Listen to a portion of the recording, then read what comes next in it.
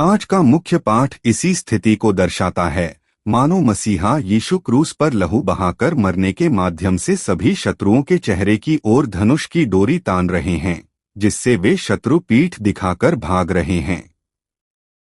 क्या ऐसा नहीं है?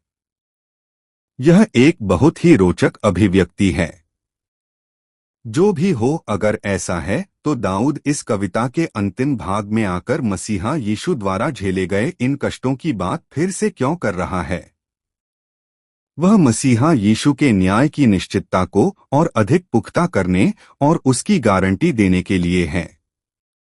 अर्थात मसीहा यीशु का न्याय इस संसार के अंत में निश्चित रूप से होगा।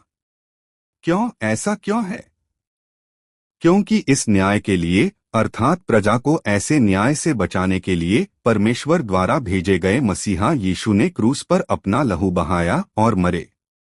अर्थात मसीहा यीशु की क्रूस पर लहू बहाने की घटना इस बात की गारंटी है कि भविष्य में इस संसार के अंत में होने वाला मसीहा यीशु का न्याय भी निश्चित है। अब चलिए एक बार फिर संक्षेप में देखते हैं।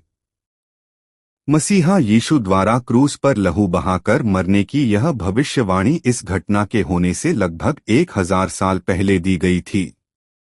इसलिए क्रूस पर लहू बहाने की घटना का भविष्यवाणी के 1000 साल बाद वैसे ही पूरा होना इस बात की पक्की गारंटी है कि संसार के अंत में होने वाला मसीहा यीशु का न्याय भी अवश्य पूरा होगा।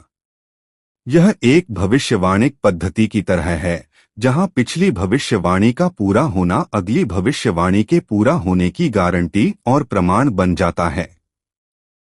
अर्थात पिछली भविष्यवाणी की सिद्धि अगली भविष्यवाणी की सिद्धि की गारंटी और उस पर बल है। इसी प्रभाव के लिए, अर्थात मसीहा यीशु का न्याय होने की बात पर फिर से बल देने के लिए, दाऊद ने इस अंतिम भाग में मसीहा यीशु की क्रूस पर लहू बहाने की घटना के बारे में बताया है। अर्थात मसीहा यीशु का न्याय इस संसार के अंत में निश्चित रूप से होगा।